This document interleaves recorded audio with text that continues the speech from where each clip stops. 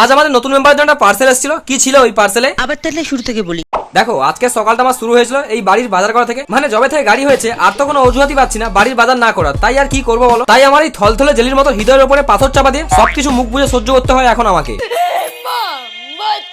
যাই হোক, ছাড়ো, আমার আর এই কষ্টের কথা তোমাদের নাইবা বললাম।